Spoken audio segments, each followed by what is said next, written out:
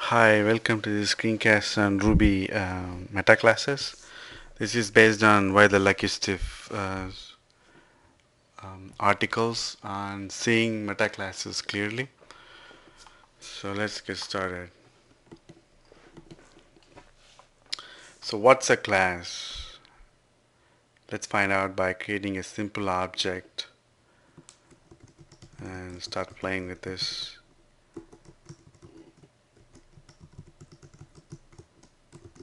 Attractor actually gives you accessor, getter. We'll have a constructor.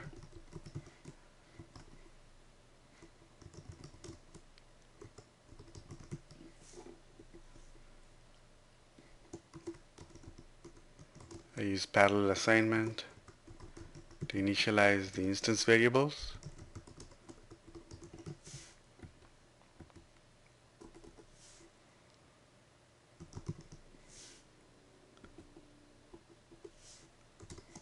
Let's create an instance of player.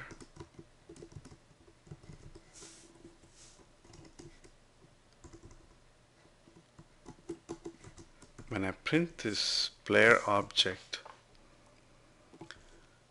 you see the player object, this is the ID of that particular object, instance variable name and its value, instance variable of that player object P, points, and the value for it.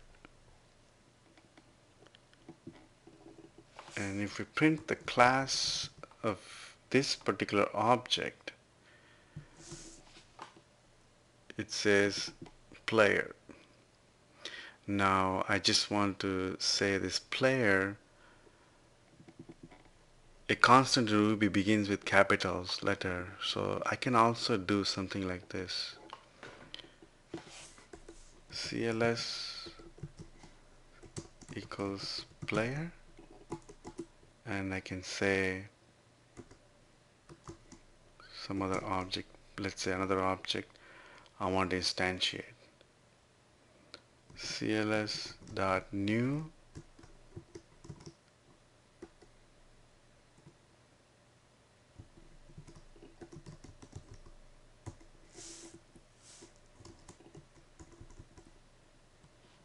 and let's print the value of P1.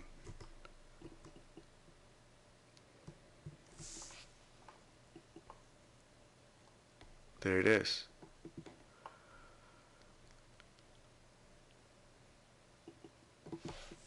Just to have no confusion, let's focus on this second object. So I got rid of all of the print statements, and there it is, the player.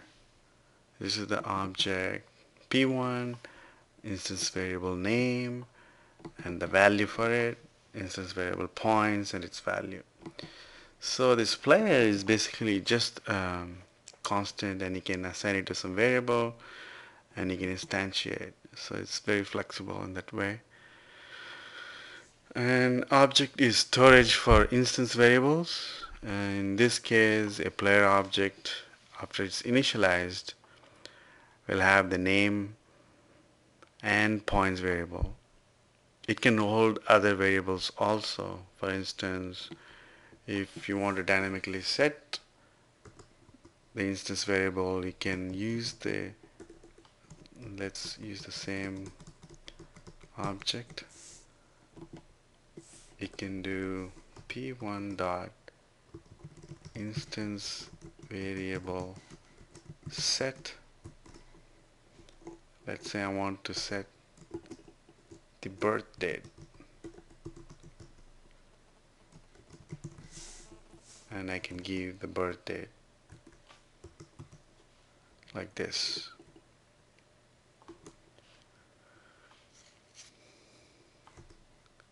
Can I print the value of birth date? What do you think will happen? Undefined method birth date. Unless you have a accessor you don't really have an accessor.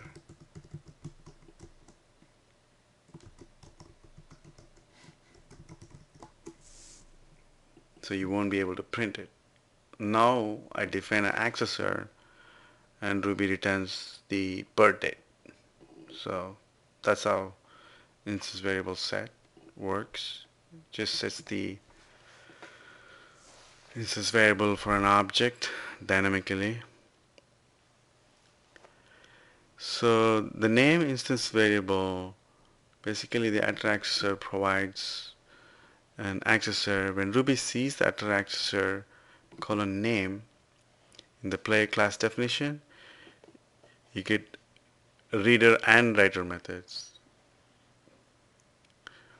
So the methods would be like, it basically creates def name, so it will return the name, and if this, in the case of setter, you will have some value and that name will be initialized to that value.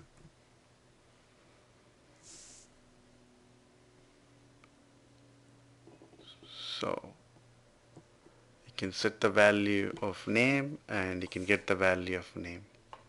It's declarative in nature. And the important point here is that these methods are stored in the class. The setter and getter basically stored in the class. The instance variable is in the object and the accessor methods are in the class. And I had gone over this thing in a previous screencast also when I was covering the class eval. So this is an important point. The instance variable is in the object and the accessor methods are in the class. Objects don't store methods. Only classes can store methods.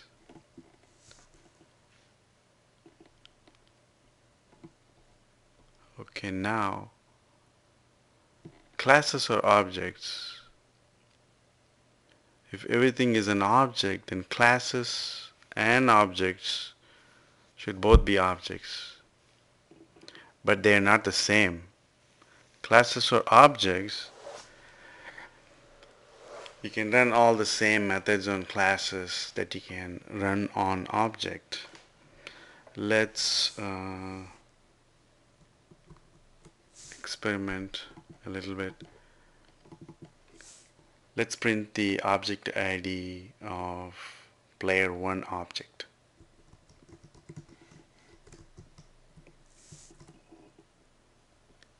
Oh, I get this 276070.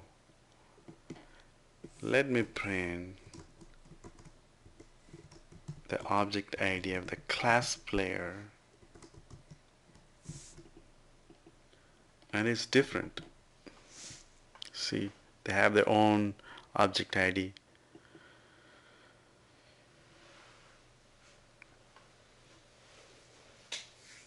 Each the player object and the class have their own object IDs and they're different. And a class, we say it's an object because it can store instant variables in a class and it descends from the object class. Let's see how this thing works. Let's play with this thing a bit.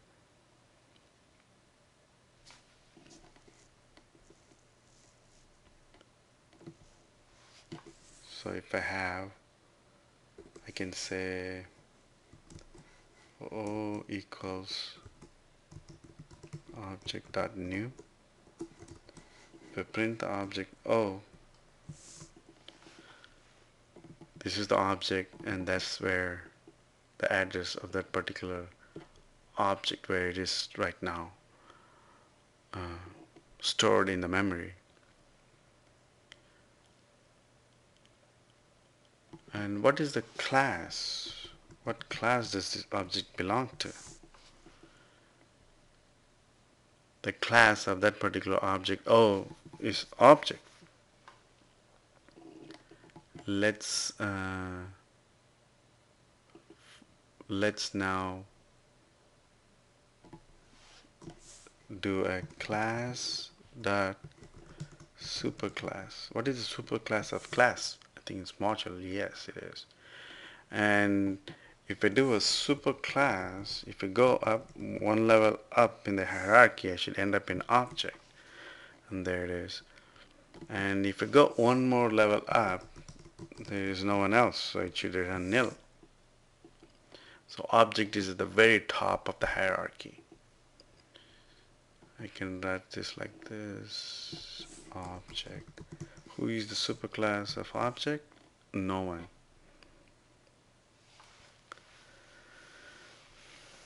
And the object sits at the very top, and also it participates only when it has methods that cannot be found anywhere else. And in the method lookup screencast, I had gone over this thing a bit more in detail. So if you watch that, you'll see how the entire method lookup works in Ruby.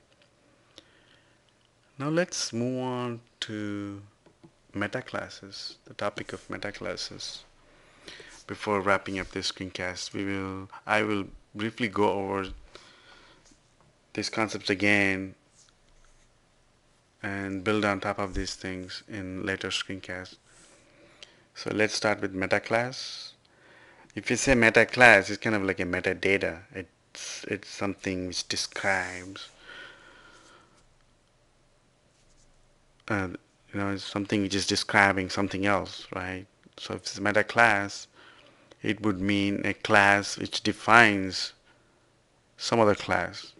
But this definition is not really correct in Ruby. You cannot use the definition since in Ruby a class which defines a class is just a regular class. Let's now look at how we can add a method in the class called class and use it in class definitions. Let's say I have a greet method.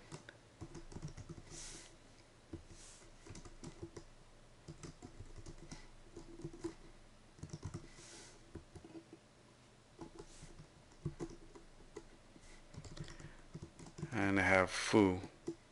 I done something similar to this thing in previous screencasts on class eval.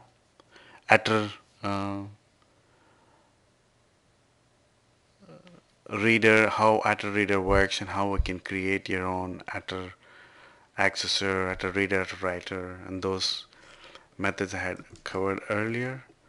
So I'm going over this thing from a different perspective just to show you what these metaclasses are really. So the greet method can be used in definitions. When I say definitions, right here,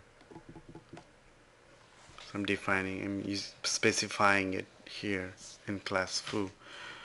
Foo basically extends from this class, even though you don't explicitly say less than class. It's not kind of a like subclass. If I say foo print, I'll show you. If foo dot ancestors, you'll see foo goes up and looks at object, and then it looks up at kernel. These are all how the method lookups is working right now. Okay, the greet method can be used in definitions. You're constantly defining and redefining classes in Ruby. Classes can hold methods and objects can hold instance variables.